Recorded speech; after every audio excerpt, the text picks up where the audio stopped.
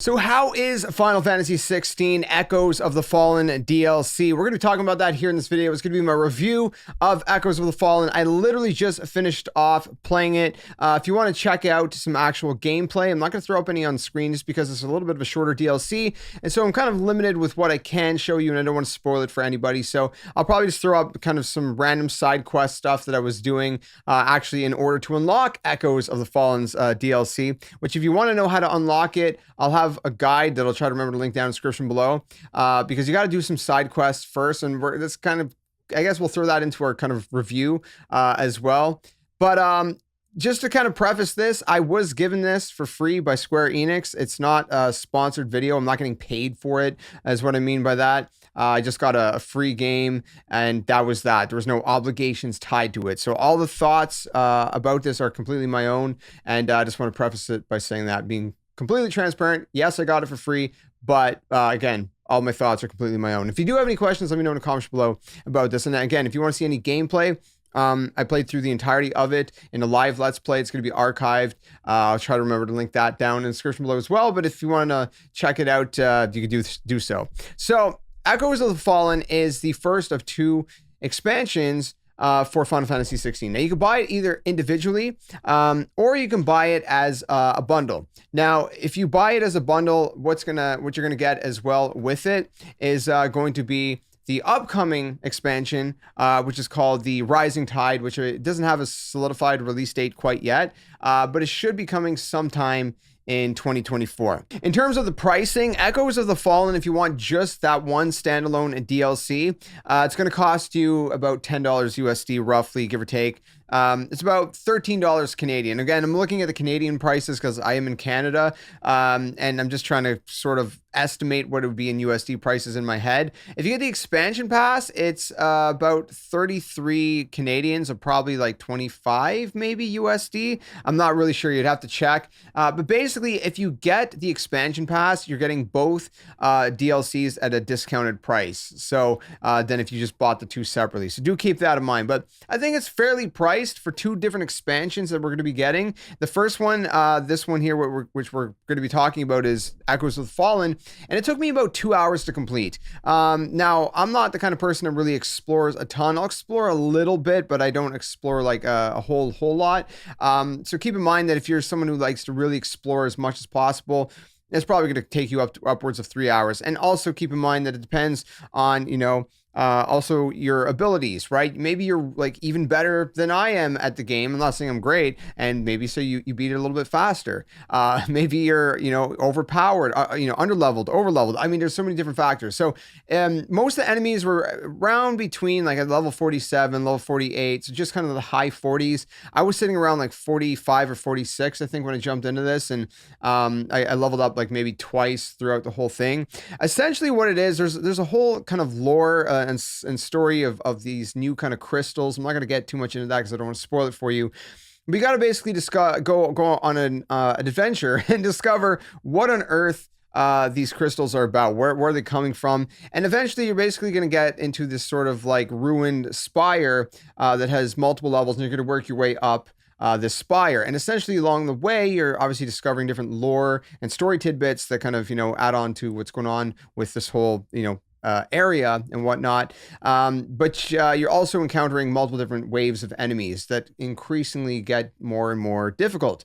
There's, I think, maybe 5 or 6 boss fights, and some mini bosses thrown in there as well and whatnot. So there's quite a few different kind of enemies and different kinds as well. Like, the way they're going to fight is going to be different, right?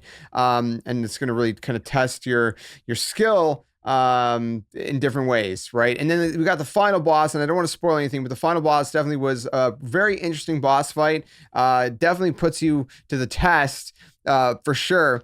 And yeah, it was a lot of fun. It was again, like many of the bosses throughout Final Fantasy 16's base game, massive kind of spectacle, right? Just lots going on, and just really visually appealing. So there's not a lot I can really say too much about like I said, the story, but essentially you're following a storyline that is about these crystals that you're trying to figure out what's going on with it. There's a spire, there's a whole thing there. Like I said, there's some kind of like databases within the spire that'll give you a little bit more kind of story about what the spire is all about as you progress through it and whatnot. And by the time you get to the end of it, they'll kind of cap it off, and kind of tie a ribbon on this story. So it doesn't seem like this story is going to be connected to the next one, the Rising Tide.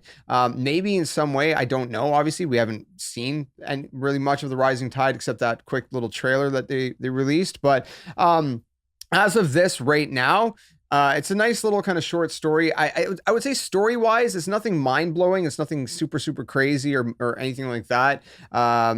It's probably, like, if I was to say just based on the story, maybe like a 6 or a 7, maybe like a 7. It was interesting, but not like wow, mind melting or anything like that. I think the big thing was the gameplay, right? The boss fights, the actual fighting and the combat side of things. There were some really interesting boss fights, and the spire itself was a very, very interesting area. And like I said, the visuals, the aesthetics, different things like that. So I think that was kind of the main draw for me personally with this DLC. Like I said, the story was interesting. It's not that it was, at least to me, again, everything's subjective, right?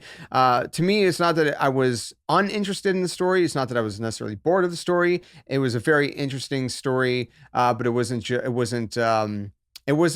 I guess, like I said, it wasn't like mind-blowing or anything like that. So that's why I say the story probably more like a 7 by itself, but with the combat, obviously, and the boss fights, everything like that, I would give it an 8. So overall, I'm going to give this an 8 out of 10 for this DLC. Now maybe I know sometimes it can be a little bit of a generous reviewer, so maybe an 8 for me might be a 7 or a 7.5 overall for someone else.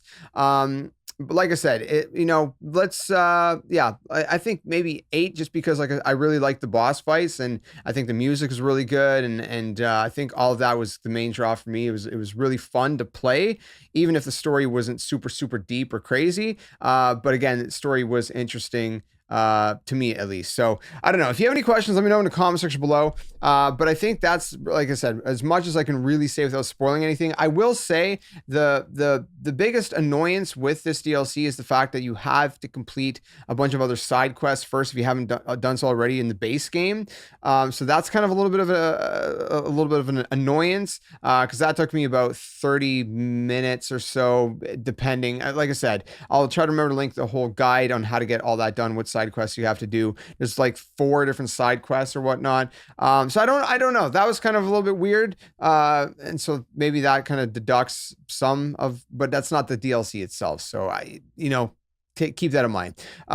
In terms of, like I said, the DLC, where does it take place? It takes place right before the ending of the main story. So it's not after. It's like a prequel to the ending. So it kind of just fits in there. They kind of slotted an extra piece in there, if that makes sense. So anyways, again, if you have any questions, let me know in the comments below. But that's my review of Final Fantasy 16 Echoes of the Fallen. Like I said, I think it's a pretty solid DLC. I had a lot of fun with it personally. I'm really looking forward to seeing what the Rising Tide is going to be all about when that releases sometime next year. So stay tuned for that. And if you have any questions, like I said, leave them down in the comments. Otherwise, I'll see you guys soon. Another one. Until then, game on. Thanks for watching.